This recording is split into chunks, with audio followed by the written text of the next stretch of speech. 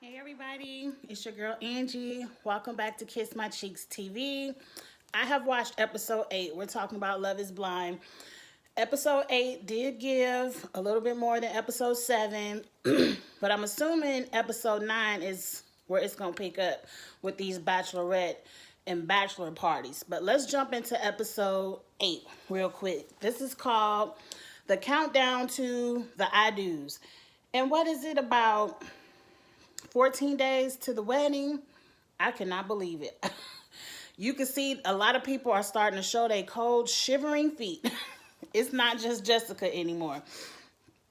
We open up the episode with Lauren and her dad, and he is kind of like asking Cameron, like, you're not going to ask me for my blessing to marry my daughter? And I'm like, sir, they were on a reality dating show. He ain't had time to ask you for no blessing. And the way you looking at him, he looked scared to talk. So he probably doesn't know what to say. He just trying to get through this first encounter.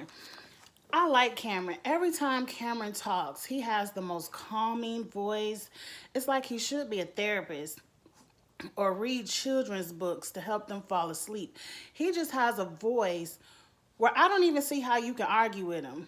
I don't even, he's probably someone who you can be so mad at and you want to curse him out so bad, but the way he talks to you, just in that slow, monotone, calming, peaceful way, you can't even stay mad at him.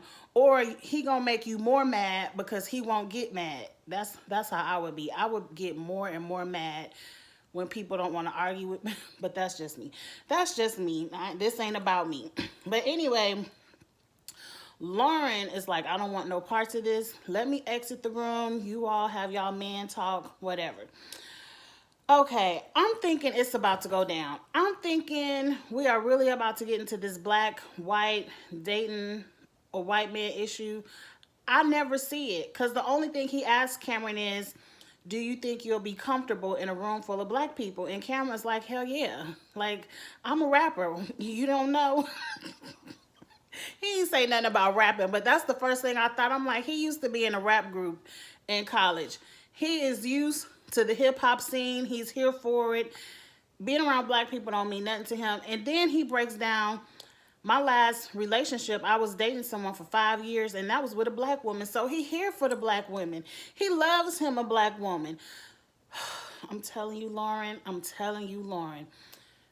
I know this is fast. Girl, I know this is fast. I understand your cold feet. You don't know this. You don't know this man. But just a little bit I'm seeing on the TV screen. If you don't lock him down, trust and believe. He ain't gonna have no problem finding him another woman, another black woman. He loves the swirl too. Girl, you better lock him down. Just get married. I know it's out of order. And then go back to dating and getting to know. I'm telling you, I like Cameron so much. I like him so much. The dog done went behind the couch. I'm gonna be pissed if he chew on my couch. I shouldn't have let him come in here. But let's get back to the review. They didn't really give that much because the dad was like, if Lauren likes you, or if Lauren loves you, I like you. So I'm here for it for right now. If you do something to hurt my daughter, it's on and popping. But it was like a womp, womp, womp with Lauren's dad. Like, it was building up to her dad was the one who would not like her dating this white man. And it was like, man, it gave nothing. But let's move on. The next day, I think that must have, the next day it says 14 days to the wedding. So that must have been 15 days. But whatever. They trying on their suits. They trying on their dresses. We really didn't get to see the men try on too many suits. But the women came out in their dresses. I said, what bridal shop is this? Half of these dresses look a hot ass mess. And I said, now we over at the suit shop. And I like Mark's friend's name. Is it Bardia? It just sounds very pretty when he says it, Bardia. I like his friend's name. He is talking about the age thing. He's like, you really want to marry this old ass woman 34, 24. At 24, I was partying. I was in college. I noticed that KPMG jacket he had on. I only noticed that because those are the auditors we use, and I can't stand to see KPMG coming, but that ain't got nothing to do with it. That ain't got nothing to do with it. I said, please, Bardia, do not let Jessica hear you talking this foolishness. Moving on, so now they're trying on dresses, and the first thing that cracked me up, when Amber came out in her first dress, I was taken aback. I was like, this dress is gorgeous, because everyone else's first dress just looked a hot mess. Everyone's first dress looked a hot mess but Amber's. I said, yeah, Amber, her body is banging. She looks like she could be a model for these wedding dresses. They just fit. I just said that dress was gorgeous. And then the camera, the shady camera, panned over to Jessica, and Jessica had the screw face like, I said, Jessica, why are you in here hating? Why are you hating on Amber's dress?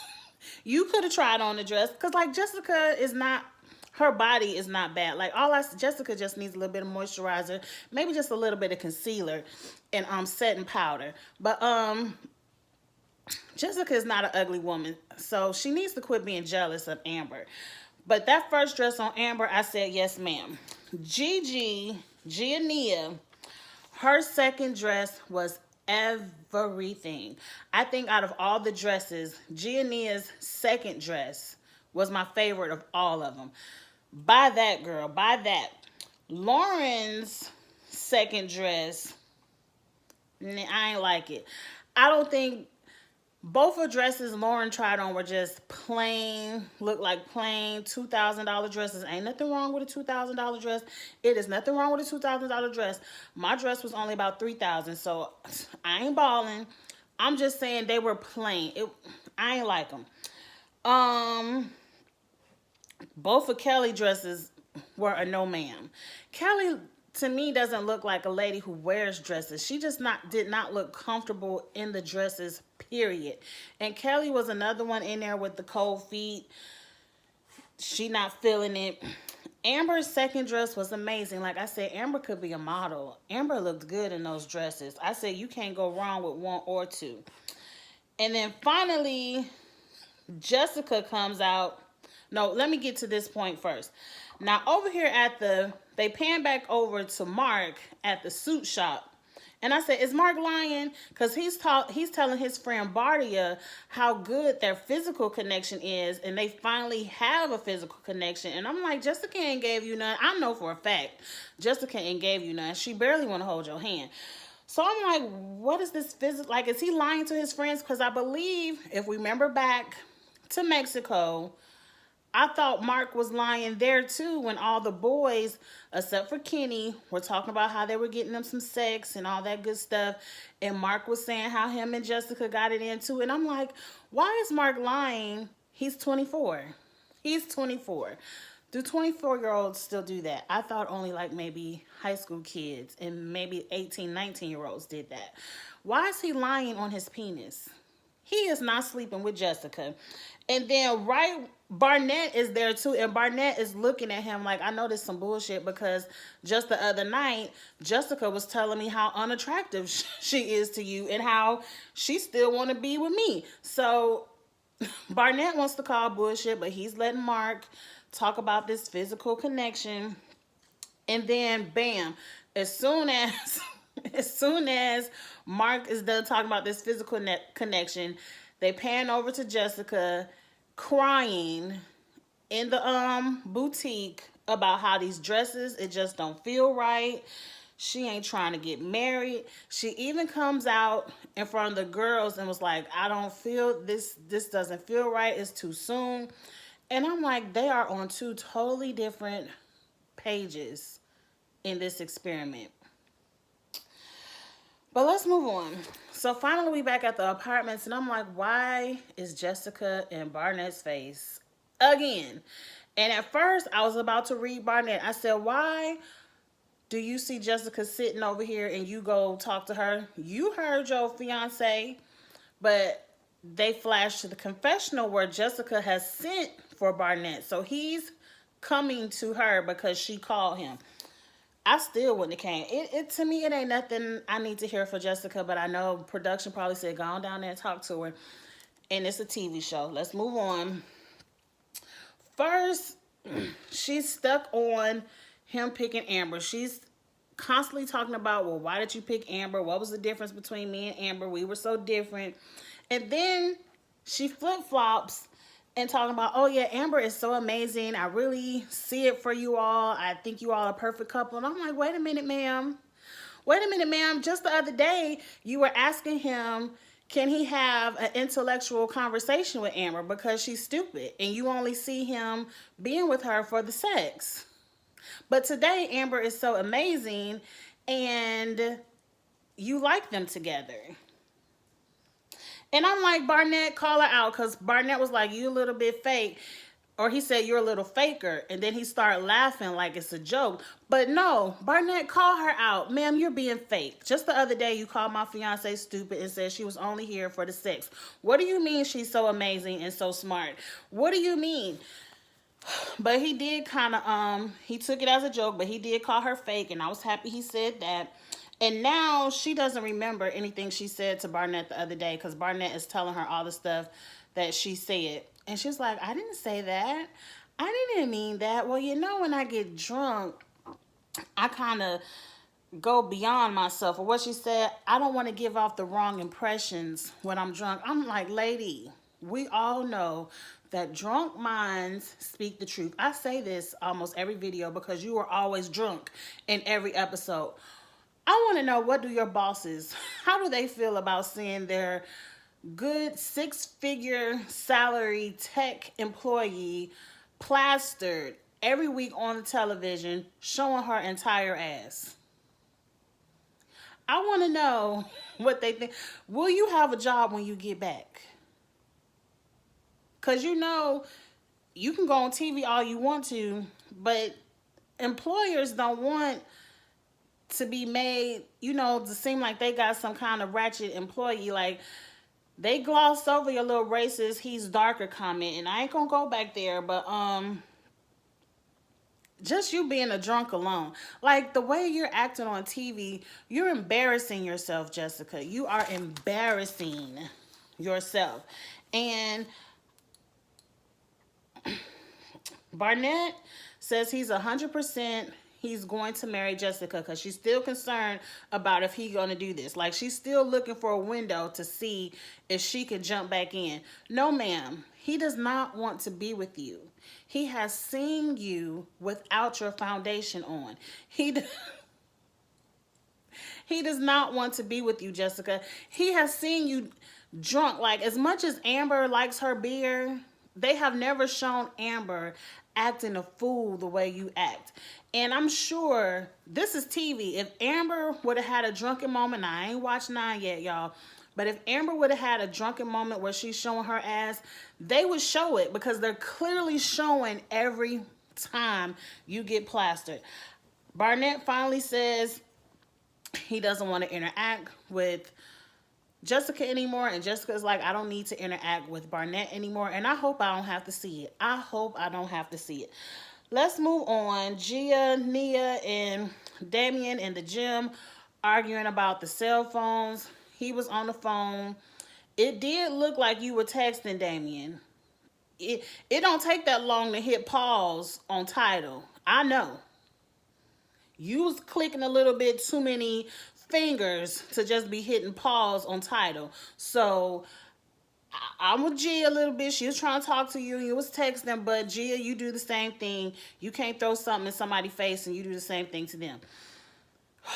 Let's move on a little bit, because I hit fast forward. I didn't even care about that argument. Now, Amber is somewhere with Barnett. They having drinks, and she talking about she not working right now because she planning this wedding. And I'm like, girl, no, ma'am, I work the entire time I plan my wedding. That's the whole reason you work, is to plan a wedding. It don't take that long to pick out no dress and send out these invitations. We know Netflix is paying for this, even though you sitting here later worrying about how you gonna pay for your alterations. I know damn well Netflix is paying for these weddings. But let's move on. Number one, You done told this man you got $20,000 worth of student loans that you are not paying for. So every day the interest is accruing because you are not paying on these loans. You need to work double shifts daily. Daily. This man out here working and you talking about you just want to be a stay-at-home mom and birth all these babies and you hope Barnett can take care of you. No, ma'am. Who's gonna pay what is it? Great Lakes. That's my student loans. Who's gonna pay Great Lakes? Who's gonna pay the government? They not forgiving no loans. Girl, you're gonna have $100,000 worth of student loans if you don't send these people $50 a month. They will accept, trust me, they will accept it. They will accept it. Send these people $50 a month. This man is going to leave you. Now Barnett is laughing, talking about she done binge watched a couple of Netflix shows while he out here working. And then now she's talking about, well, I went and got my dress and it's going to cost $850 for the alterations and I don't know how we're going to pay for it. I don't know how you're going to pay for it either, ma'am. If Netflix not paying for it, I don't know. Because Barnett looked like he's not here for it. Every time you talk to this man about finances, his face just turns into stone. Like he can't believe, he can't believe it. I'm telling you, finances, I wrote it down, is going to be what ruins your marriage. Because Barnett is one who in the beginning I did not think wanted to marry Amber and he was just here for TV. But the way he talks about Amber, I feel like he probably would marry Amber and give it a good shot. But the way you treat money, you scaring this man away, ma'am. Please go pick up some shifts. Please. Now, Lauren and Cam are in their apartment talking about the guest list. And it's only 8 days until the wedding. And Lauren hasn't invited anybody. I said, ma'am, I done already told you at the beginning of this video, you can mess around with Cam all you want to. I don't know you're going to find another one like him. But anyway, she doesn't want to invite people to the wedding because she doesn't want to spend the time explaining to everyone the experiment. She doesn't want people to judge her for finding her man in a pod on Netflix. Girl, if that's your man and he in making robots and in rap groups and he done bought you a 3-bedroom house and he ready to put you in it with some babies and that's everything you ever wanted and needed, why do you care what people think about the experiment? I wouldn't give a damn. I wouldn't even call everybody and explain it. I'm going to send you the invitation in the mail. You going to RSVP. Either you coming or you ain't coming. If you ain't here for how I met my man, you ain't got to show up. Netflix can give me them coins. You ain't got to show up. But that's when I said Cameron's voice is so mesmerizing and calming. And I like to hear him talk on TV because he can always say something to Lauren to calm her down and to reassure that it's just them two. He got you. I like him so much. And I understand her fears of, seeing her parents divorce after 17 years of marriage, and she just doesn't want to end up in divorce. But Lauren, you got to get married before you can be scared of getting divorced. You ain't gonna never have an opportunity to get a divorce if you don't ever get married. You better take a chance with this man. I'm telling you, out of all the men on this show, Cameron is the one I would just roll the dice with. I would get married. If it don't work out, it don't work out. But I would at least give Cameron a chance. Like, out of all the men on this show, Cameron is the one I would just roll the dice. I know this for TV, but I just got to see where this goes. If it don't work, it don't work. But Cameron, I would give a chance. Let's move on. Next, I said, why is Mark taking a little bit of money he got, wasting it on candles and flowers, setting up this romantic date like he about to get him some from Jessica? You done lied on your penis twice. You not getting none from this lady. She is not attracted to you. She's not going there. But then I said, hold up, wait, what? You creating pod dates.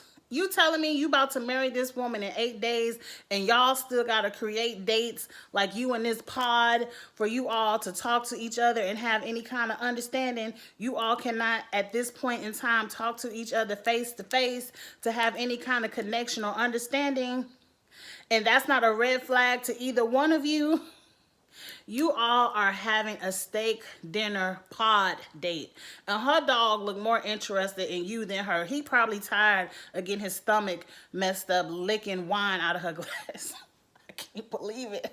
I cannot believe she let that dog lick wine out of her glass. But moving on. I think I said I hit fast forward. I don't know what they were talking about. I said, yes, this is sad. I don't, because she started telling a sad story about how her dad got her mom pregnant at 19 and left her. And I'm telling you, ma'am, we can go look at all the statistics of teenage pregnancies. Majority of them at 17, 18, 19s, daddies leave them. I mean, that's why we trying to tell these kids not to get pregnant. Some people make it. Some people can still co-parent as a teenager, but they don't. A lot of teenage couples don't get married and last forever. It is what it is, but you have a great stepfather who you call father. He adopted you. I don't give a damn. You have treated this man so bad. You don't want to be with this man. You got to talk to him in a pod now, 1 week before your wedding. I don't care. I don't care nothing about your sad story. So that's why I put fast forward on my paper, and we're going to move on. Now, I said, why, Damien, why he bring Gia to this restaurant to show her ass for y'all to argue about these cell phones again? Why couldn't y'all argue at home? But they didn't argue. They didn't argue. He basically is telling Gia he's over the games. If Gia doesn't learn how to talk to him and calm herself down, he will leave. He let her know, I'm not here for the shits no more. I will leave you if you don't get it together. And I'm just trying to tell you that now. And then Gia's like, oh. And then he said something that interests me. He said, I find myself becoming submissive to you just because I don't want to argue. So he's saying he finds himself pretty much saying not being himself and having to submit to everything she wants to do just so it doesn't become an argument. And that's going to become a problem because he's going to eventually, what's the word? I can't think of the word. He's eventually not going to see it for you. He's going to, man, my vocabulary messed up right now. He's not going to want to put up with that for too much longer. He is going to leave you, like he says, and you have to learn how to compromise in a marriage. But then from there, I guess the conversation opens, and he was like, let me run down all my pet peeves. I don't like when you say GD. And I had to pause on Netflix, and I was like, GD? Because I'm from up north. The only GDs I know, that's a gang. And so I'm like, GD, what could she be? Because then I rewinded it to see if she said GD, and I was like, I don't know what he's talking about. And then I figured out he's talking about when people say God and then damn, and that does bother some people, especially if they say you're using the Lord's name in vain. And I try very much not to say that, but when people say it around me, I guess it doesn't bother me that much, but it took me forever to figure out what GD was. And then he says, we can't talk about politics, family, religion, none of this stuff. We don't agree. And I said, oh, Lord, this not going to work. I can understand family. You can't control your family. I can even understand religion, but not really, because you want to raise your kids in one religion. You don't want to keep taking them back and forth. But then politics, that the way it is right now, the way the sides are so divided, I would not want to come home and have to argue about politics every day. So I'm like, this not going to work. But I didn't write down how they start kissing, but Gia ended up getting all over the table and got her ass all up in the air and kissing them all in the mouth. So they must have made up.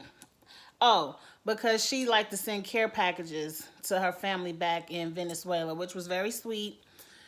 It seemed like they can always argue, and Gia can come up with one thing that's very sweet, which will make Damien forgive her. Resent, that's the word. That's the word I was looking for. He's eventually going to resent you, especially in this scenario as well, if he has to keep arguing and then forgiving. Like, no one wants to argue every day. But let's move on. Now, Kelly and Kenny finally gave me something that was a little bit juicy.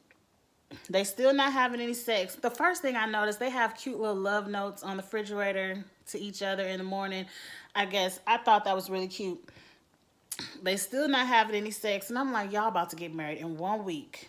Now, if y'all agreed to just wait till you get married to get some, I understand. But this conversation lets me know they need to try it out right now.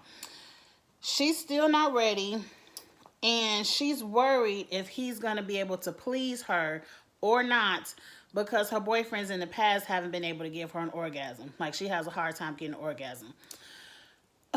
I said, Kelly, ma'am, if sex is a huge issue in a marriage and you worried about if you can get an orgasm or not, you need to hurry up and jump on this man and see if he can do it, because if the sex is bad, you just gonna get a divorce. And I like y'all chemistry together. I really like your vibe, and it really looks like Kenny is like, how much long, like I said, if you all said in the beginning, it's only 2 weeks, we just gonna wait till we get married to get some, that's fine. But by you still stringing him along, what you need to wait 1 day before, 2 days before? Like, ma'am, you're getting married in 8 days. Go ahead and get this man some. If he can't give you an orgasm, then I'm sorry, Kenny, I ain't got time for it.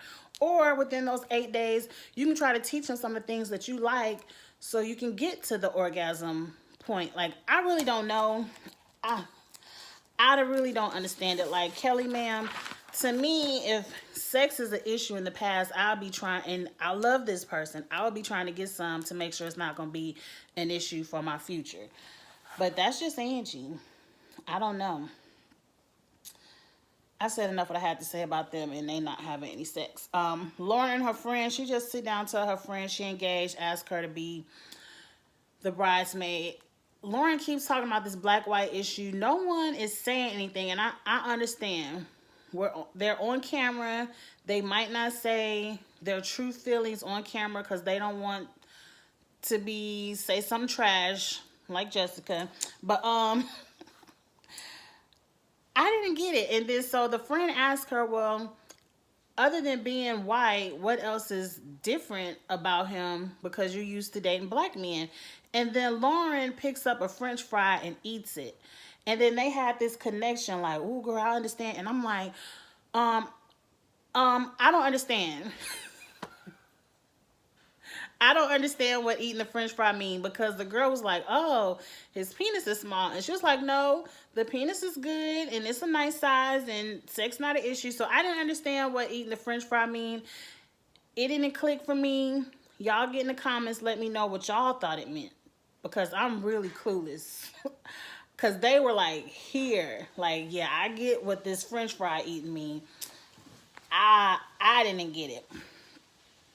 The friend reminds her that marriage is a big decision and blah, blah, blah. We've heard it all before with everyone else.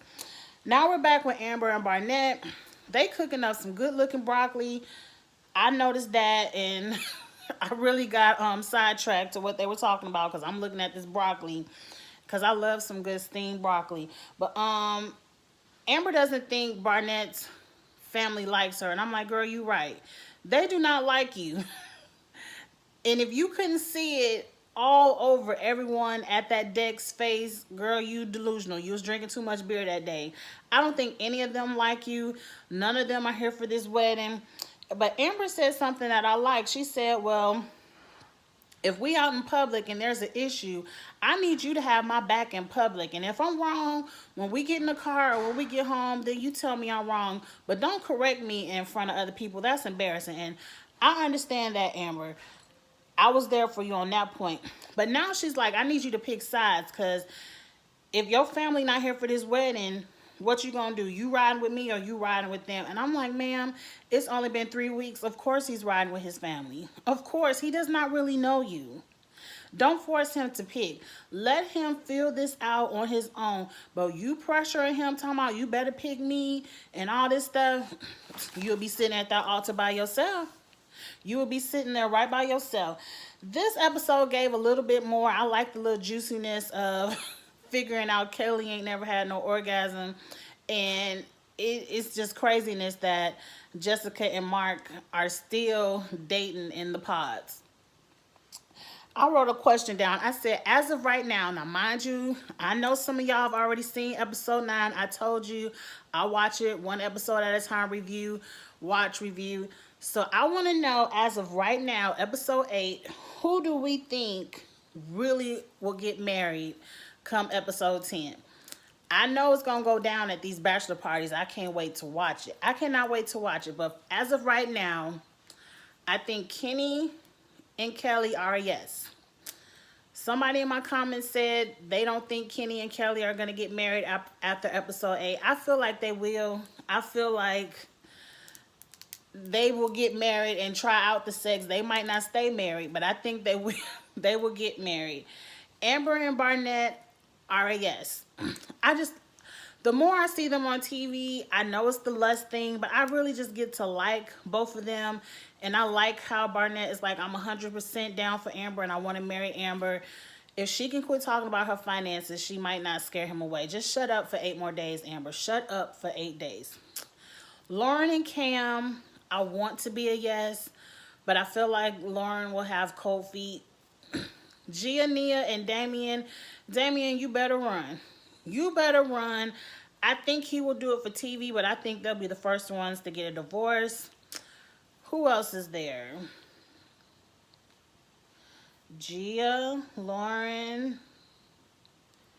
It's only 5 of them. Yeah, so Mark and Jessica are the no. We've already seen one blonde-haired someone run from the chapel saying she cannot do this, and I believe that's Jessica 100%. Or it could be Gia, but either way, Jessica just not going to show up. Someone in the comments said they hope Mark ditches Jessica at the altar. I hope so too, just for the theatrics of it, the drama of it, but that ain't going to happen. That ain't going to happen. So we're going to see. I really just want to jump to episode 10 because I really want to know who's getting married, what's going down at these weddings. And I hope Netflix, if you don't do anything else right now, get everyone together, put together a reunion special and just upload one more episode of a reunion because I really want to know who stays married and what happens. But y'all get in the comments, let me know who y'all think's going to get married. As of right now, don't ruin episode 9 for me, y'all, because I know episode 9 going to be good. But just let me know as of episode 8, who do you think will get married in episode 10? And you know what we do. We're going to have fun in the comments discussing. Go ahead and, I know we at episode 8, but go ahead and subscribe to my channel anyway. I review a lot of other stuff that you all might like to see. And let me know what Netflix has new in the reality world, because I'm really liking these Netflix reality shows. And you know what else to do. Like, comment, share. All right, I probably won't watch 9 until tomorrow, but I'm going to get it up for you tomorrow. Definitely way before we get to 10. And we're going to have a good time with 10. I cannot wait. All right, y'all. Have a good night. Talk to you later. Bye.